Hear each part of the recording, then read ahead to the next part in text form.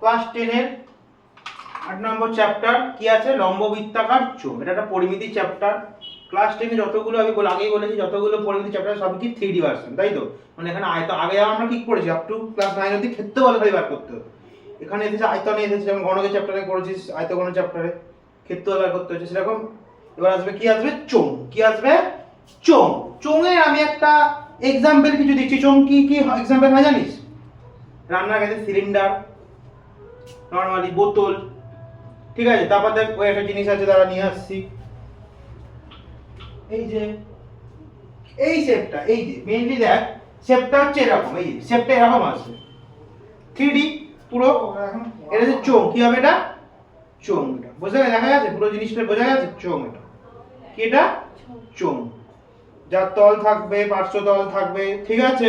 বোঝা গেল? উচ্চতা থাকবে, যার উচ্চতা আছে, ঠিক আছে?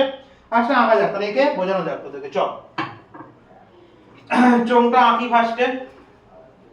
এই যে তল আছে,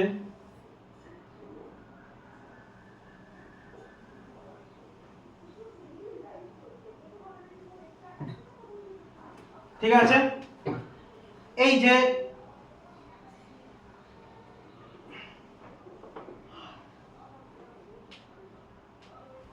দেখ, এইটা কি?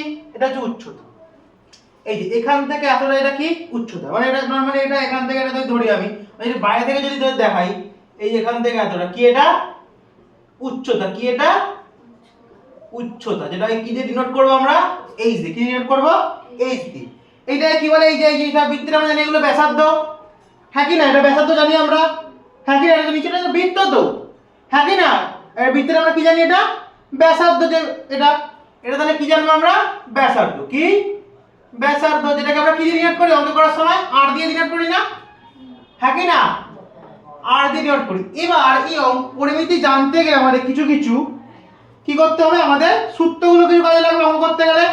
এর সাথে যদি তোকে বলে দেয় যে এইটা, এই যে এই জিনিসটা আয়তন বার করতে হবে, কত আছে, তার মধ্যে জল ভরা আছে, আয়তন কতটা, পারবি না তো বার করতে? সূত্র লাগবে, হ্যাঁ কি না? তাহলে চল সূত্রে ঢোকা যাবে। ফার্স্টে আগে জানতে হবে এর পার্শ্বতলের সূত্র কি? চোঙের পার্শ্বতলের কি? চোঙের চোঙের চোঙের পার্শ্বতলের ক্ষেত্রফল কি? চোঙের পার্শ্বতলের ক্ষেত্রফল। পার্শ্বতলের ক্ষেত্রফল। বল চোঙের পার্শ্বতল যদি ক্ষেত্রফলের পাশে যে তলটা ক্ষেত্রফল যদি বার করতে যাস, তাহলে আগে জায়গাটা একটা বৃত্ত, নরমালি ভেতরটা ভেতরটা তো রাউন্ড আছে তো। যদি তোকে আমি এটা দিয়ে বোঝাই, এর ভেতরে রাউন্ড আছে তো, ভেতরে পুরো রাউন্ড আছে তো, একটা বৃত্ত আছে তো। তাহলে বৃত্তের পরিধিটা লাগবে কি না? বৃত্তের পরিধি জানি 2πr। আর আর কি লাগবে? আর উচ্চতা লাগবে, কারণ পার্শ্বতল তো, এই যে পাশের তলটা তো, এই তো লাগবে, উচ্চতা লাগবে তো, হ্যাঁ কি না? তাহলে পার্শ্বতল বার করি, পার্শ্বতলের ক্ষেত্রফল যদি বার করতে গেলে কি কি লাগবে?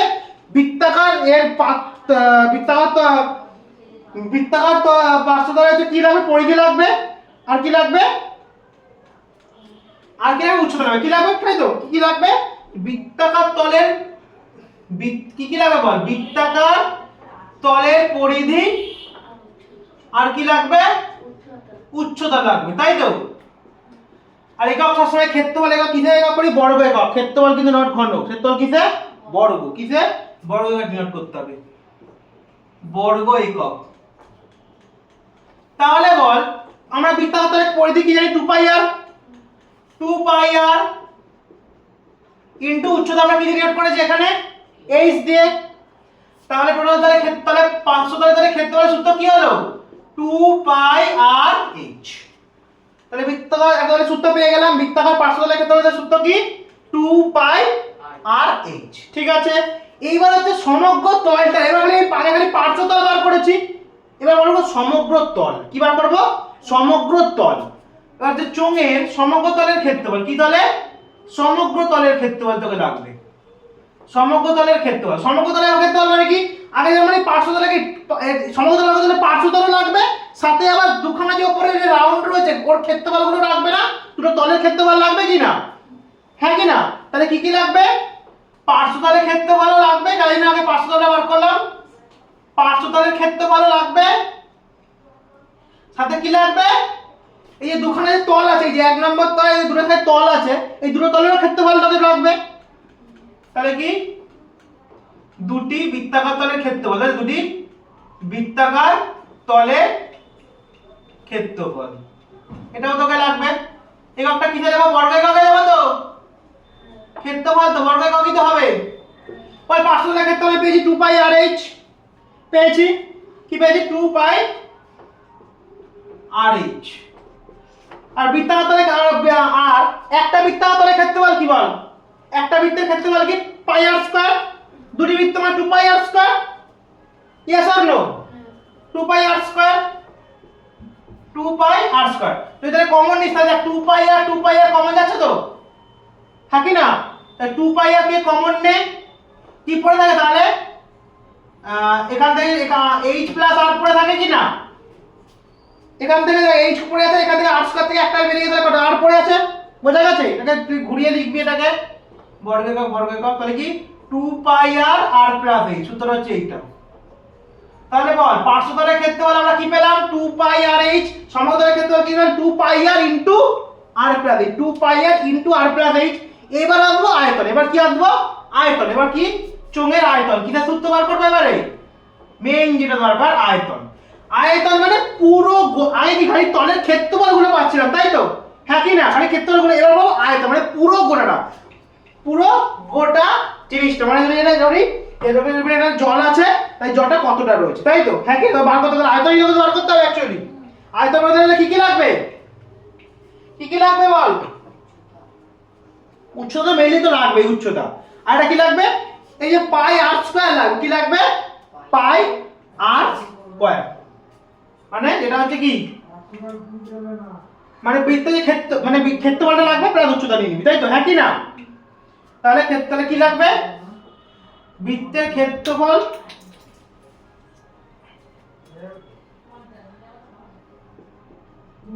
কি লাগবে? বৃত্তের ক্ষেত্রফল ইনটু কি লাগবে? উচ্চতা লাগবে। হ্যাঁ কি না? বৃত্তের ক্ষেত্রফল লাগবে আর কি লাগবে?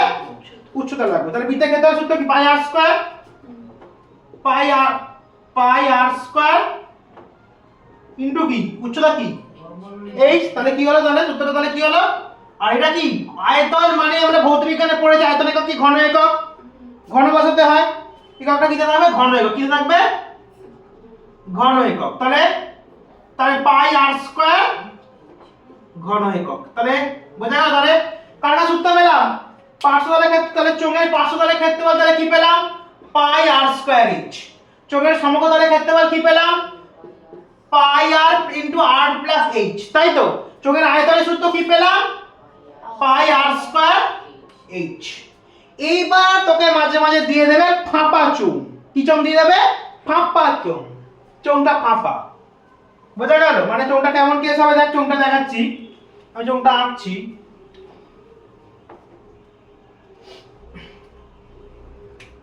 ধর এরকম আছে, এটা তো ফার্স্টে চোঙ তো দেখেছিস,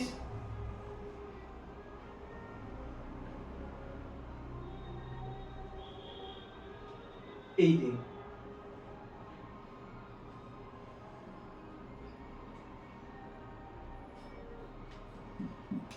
মানে এই জায়গাটা ভরাট, বুঝতে পারলি তো? এই জায়গাটা ভরাট হয়, ভেতরটা কি হবে?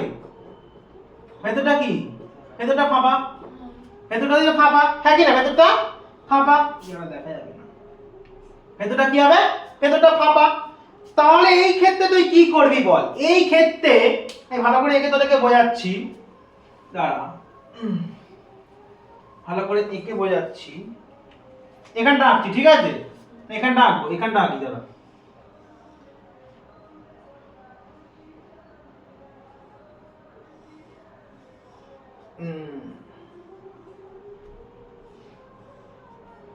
জায়গাটা ছোট হয়ে গেল রে।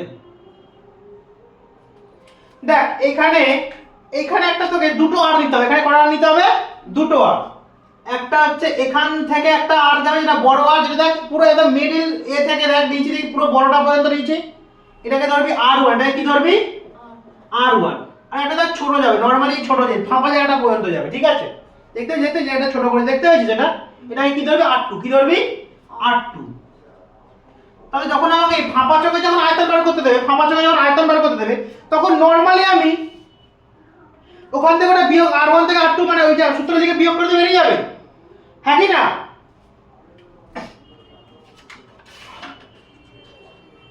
তাহলে কি হবে তখন বল, তাহলে ফাঁপা চোঙের তার আয়তন তাহলে বলে কি হবে, তাহলে ফাঁপা চোঙের আয়তন কি হবে, ফাঁপা চোঙের আয়তন কি, ফাঁপা চোঙের আয়তন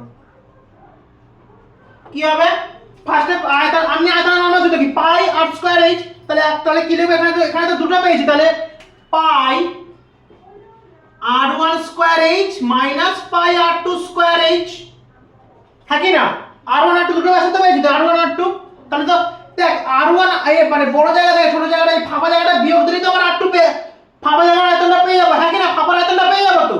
এই যে বাইরেটা থেকে যদি ফাঁপা জায়গা এই জায়গাটা যদি বাদ দিতে হয় তবে তো এই জায়গাটা যদি বাদ দিলে ফাঁপা জায়গাটা পেয়ে যাবো আমি।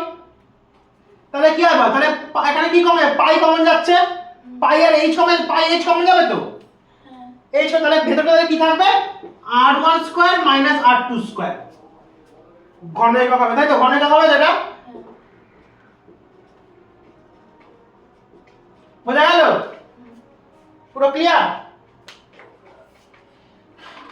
এটা ব্যাসার্ধ আর এটা উচ্চতা আর আই ধরেছিস, বাকি সব পুরো ক্লিয়ার, পুরো ক্লিয়ার তো, সব যুক্ত ক্লিয়ার।